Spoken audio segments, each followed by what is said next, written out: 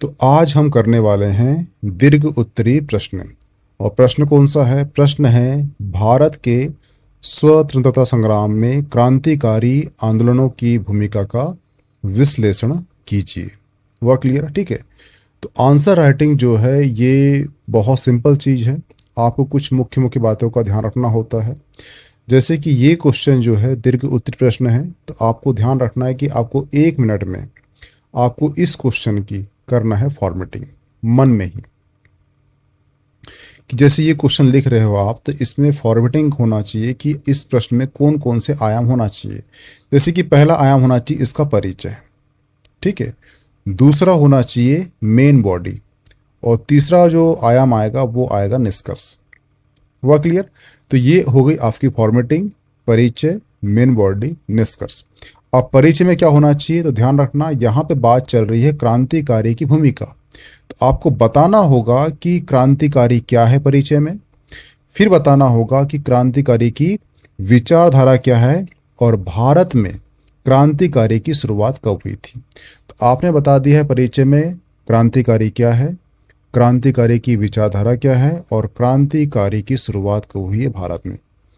तो इस प्रकार से आपने परिचय की जो डिमांड थी वो फुलफिल कर दी है। ध्यान रखना, आंसर राइटिंग कुछ नहीं होता, जो क्वेश्चन दिया रहता है और क्वेश्चन जो डिमांड करता है कि उसे कैसा आंसर चाहिए, उस डिमांड को आप फुलफिल कर दो, वही आंसर राइटिंग होती है। सिंपल सी भाषा में ये है, ठीक है। तो आपने यहाँ बता दिया है क्रांतिकारी क्या है, क्रांतिकारी की विचारधारा क्या है, और क्रांतिकारी की शुरुआत को हुई भारत में। हुआ क्लियर? तो ये हो जाएगा आपका परिचय। अब जो सेकंड जो पॉइंट होगा वो होगा आपका मेन बॉडी का। तो मेन बॉडी में बताना है आपको कि जो क्रांतिकारी है उसका उद्देश्य क्या है। सेकंड जो पॉइंट होगा मेन बॉडी का, उसमें बताना है कि जो क्रांतिकारी है उसका उद्देश्य क्या है। हुआ क्लियर? और इसी मेन बॉडी में आपको कुछ फैक्ट ऐड करना होगा। कैसे फैक्ट? कि भारत में प्रमुख क्रांतिकारी संगठन कौन कौन से हैं। हुआ क्लियर? और जो संगठन है क्रांतिकारी उसके नेतृत्वकर्ता कौन थे, ये भी आपको ऐड करना होगा। तो ये हो गया आपका मेन बॉडी के अंतर्गत फैक्ट। लेकिन ध्यान रखना कि भारत में जो क्रांतिकारी संगठन है वो उसके जो है 3 चरण हैं। कितने चरण हैं? 3 चरण हैं। एक हो गया 1905 से पहले का चरण, ठीक है। दूसरा हो गया 1920 यानी 1905 और 1920 के बीच का समय, उसमें जो क्रांतिकारी गतिविधियां हैं उसको कवर करना है।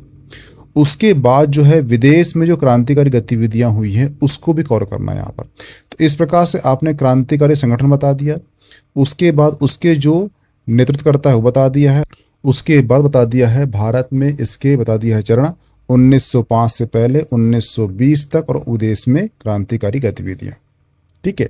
तो यहाँ पे आपका जो आंसर का जो मेन बॉडी था उसकी डिमांड थी, ये फुलफिल हो जाती है।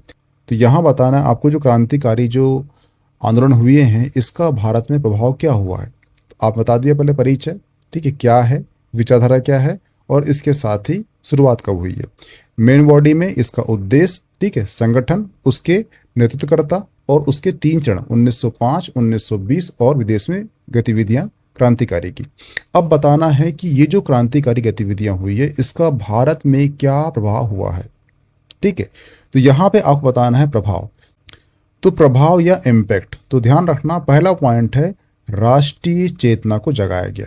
जो क्रांतिकारी संगठन हुए हैं, जो क्रांतिकारी गतिविधियां हुई है, उसने भारत में राष्ट्रीय चेतना को जगाया, ठीक है। दूसरा है अंतरराष्ट्रीय जागृति। तो आप देखोगे कि जैसे कि भगत सिंह ने असेंबली में बम फेंका, बम फेंकने का जो उद्देश्य था वो उद्देश्य था जगाना। भगत सिंह ने बोला था कि जो बहरे हैं उनको आवाज़ तेज चाहिए, इसलिए बम फेंका गया था असेंबली में। वो बता रहे थे कि जो ब्रिटिश हुकूमत है वो किस प्रकार से भारत में शोषणकारी नीति अपनाकर हमारा वो कर रही है शोषण, तो उसको बताना था। इसके साथ ही आप देखना कि एक पेपर था युगांतर, युगांतर में बोला गया था कि भारत में वर्तमान में 30 करोड़ लोग रहते हैं, और 30 करोड़ लोगों को जो है उनका हो रहा है शोषण, और इस शोषण के अभिशाप से निकलने के लिए उनको अपने 60 करोड़ हाथ उठाने होंगे। ये युगांतर में लिखा है। 1905 में जो बंगाल विभाजन हुआ था, ठीक है, उसी वक्त जो है 1906 में युगांतर जो पेपर है, ये काफ़ी फेमस पेपर था। इसने कहा था भारत के 30 करोड़ लोगों का जो उत्पीड़न हो रहा है उसके अभिशाप से निकलने के लिए उन्हें अपने 60,000 हाथ को उठाने होंगे। तो इस प्रकार से जनता जो है जागी, और आप देख रहे हो कि 1911 में, 1905 में बंगाल विभाजन हुआ था। 1905, 6, 7, 8 तक इसका विरोध चला और 1911 में इसे रद्द कर दिया गया था। तो यहाँ पे क्या हुआ था कि यहाँ पे राष्ट्रीय चेतना की जागृति हुई थी। वो भी क्यों हुई थी? क्रांतिकारी गतिविधियों से। हुआ क्लियर? ये दूसरा प्रभाव हो गया। तीसरा प्रभाव क्या है? वो है युवाओं की भागीदारी बढ़ी। जब आपको 20 साल 23 साल का लड़का असेंबली में बम फेंक रहा है और ये बता रहा है कि ब्रिटिश जो है किस प्रकार से हमारा शोषण कर रही है, तो सिंपल सी बात है, उसी के वर्ग के जो बच्चे होंगे, जो युवा होंगे, वो दोबारा से अपने आप को आज़ादी के लिए अपने आप को निछावर कर देंगे। तो इस प्रकार से युवाओं में क्या बढ़ी है? भागीदारी बढ़ी। हुआ क्लियर? और फोर्थ पॉइंट है वो है औपनिवेशिक प्रवृत्तियों को प्रकट करने में योगदान। यानी कि जो क्रांतिकारी गतिविधियां हुई है, उन्होंने औपनिवेशिक जो काल था उसकी जो प्रवृत्ति थी, शोषणकारी प्रवृत्ति, उसको प्रकट करने में इनका महत्वपूर्ण योगदान रहा है। तो ये हो गया आपका प्रभाव या इम्पैक्ट। हुआ क्लियर? ठीक है। तो इस प्रकार से आपने बता चुका है, आपने बता दिया पहले इसका परिचय में बता दिया आपने, क्रांतिकारी क्या है, विचारधारा क्या थी और शुरुआत कब हुई है। हुआ क्लियर? मेन बॉडी के अंतर्गत इनका उद्देश्य, ठीक है, संगठन, नेतृत्वकर्ता और इसके 3 चरण। फिर इसके बाद इसका प्रभाव। इसके बाद आएगा अंतिम पॉइंट, वो आएगा निष्कर्ष। तो निष्कर्ष में ध्यान रखना है आपको, ये जो अहिंसक आंदोलन है उससे लिंक करना है ताकि आपकी जो क्वेश्चन की जो डिमांड है ये फुलफिल हो जाए। ठीक है, दोनों का रास्ता अलग था, अहिंसक अलग रास्ता है और हिंसा अलग रास्ता है, लेकिन दोनों का उद्देश्य क्या था? वो था भारत की आज़ादी। ठीक है, तो ध्यान रखना, निष्कर्ष में आपको ऐड करना है कि भारतीय राष्ट्रीय आंदोलन में क्रांतिकारी आंदोलन की अहिंसक आंदोलन के समान ही भूमिका थी, ये भूमिका रही है। ठीक है, यानी यहाँ पे आपने ऐड कर दिया है उसको अहिंसक से। तो अहिंसक जिस प्रकार से राष्ट्रीय स्वतंत्रता संग्राम में अपनी भूमिका की छाप छोड़ी, उसी प्रकार से कहीं ना कहीं क्रांतिकारी गतिविधियों ने भी अपनी अहम भूमिका निभाई है। तो इस प्रकार से आपका जो क्वेश्चन की डिमांड थी, ठीक है, वो पूरी फुलफिल हो चुकी है।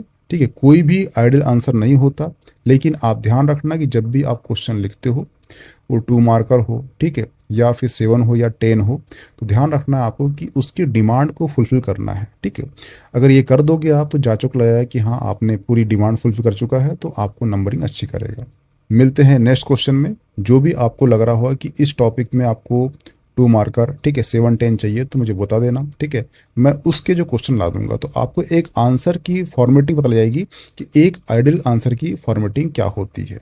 ठीक है, तो ये जो PDF है आपको मिल जाएगी मीमांसा एकेडमी के टेलीग्राम ग्रुप में, तो उसे लिखना मत, ये PDF कर लेना, डाउनलोड कर लेना। ठीक है, और देख लेना कि एक आइडियल आंसर की फॉर्मेटिंग क्या होती है। ठीक है, वो जो बता रहा हूँ मैं आपको, उस डिमांड को फुलफिल करना, तो आपका जो आंसर है अच्छा हो जाएगा। ओके, थैंक्स, मिलते हैं नेक्स्ट टॉपिक में।